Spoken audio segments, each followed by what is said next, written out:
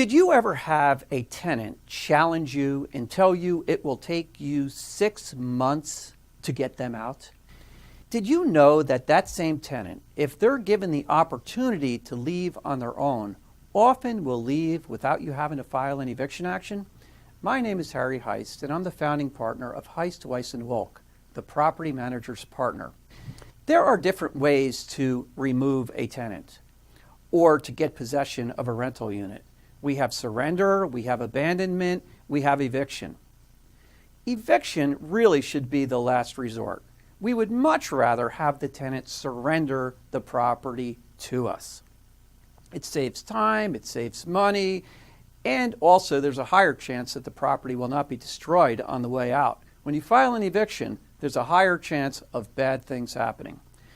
So what you want to do is learn how to get the property back without having to go through a legal proceeding. There's a form called an agreement to vacate. This form and the use of this form has probably cost me and other attorneys a lot of money. Why? Because the property manager was able to use this form to get the tenant to vacate without the need of filing an eviction. If you have a tenant that's causing you a problem, for instance, they're in noncompliance with their lease, maybe they're dealing drugs, maybe they have an unauthorized occupant, maybe they have unauthorized pets, they're doing something and you just want them to leave. Or maybe they're doing something that you can't quite prove. So you think they're dealing drugs, but you can't prove it. And you've called the police and the police aren't helping you, but you need to get them out. You've gotten permission from the owner of the property. Get these people out. Well, some property managers, they go straight to giving a notice and then wanting us to file an eviction, which is fine. We love it. But is it good for you?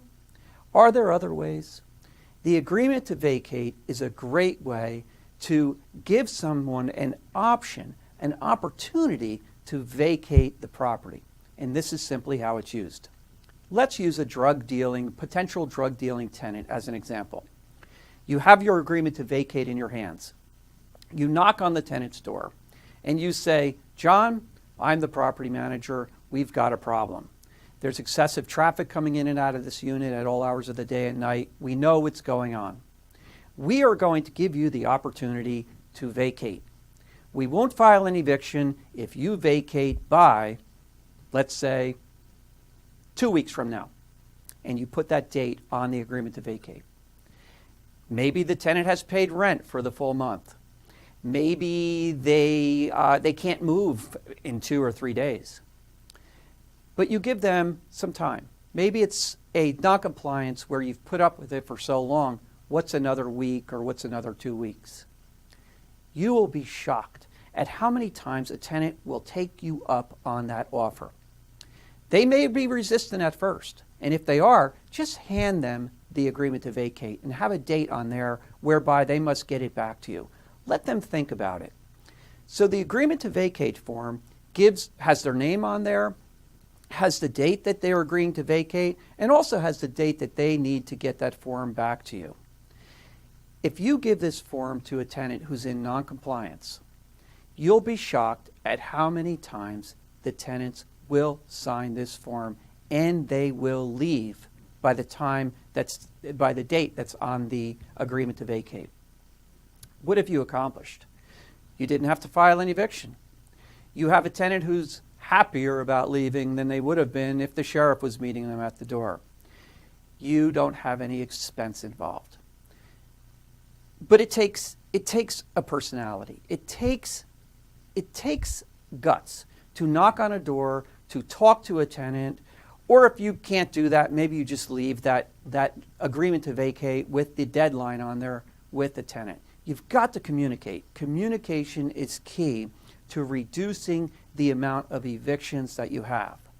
Now, the question that I always get is, suppose the tenant signs the agreement to vacate stating that they will leave on July 15th, and they don't leave. Can we just go there and lock the door? Can we change the locks? Can we kick them out? No. We have to file an eviction. but the chances of them not leaving are slim.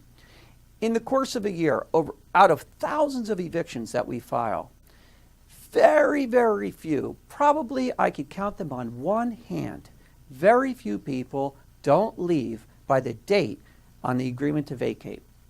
They generally will leave. If they don't leave, I do have to file an eviction. But you see, I don't have to prove that they were dealing drugs. I don't have to prove that they were renting their house out on Airbnb. I don't have to prove that they have unauthorized pets. I don't have to prove a thing. All I need to do is prove that they signed the agreement to vacate, they were supposed to leave on a fixed date, and they didn't leave. The agreement to vacate is a wonderful form. It'll work for you. You just need to know how to use the form.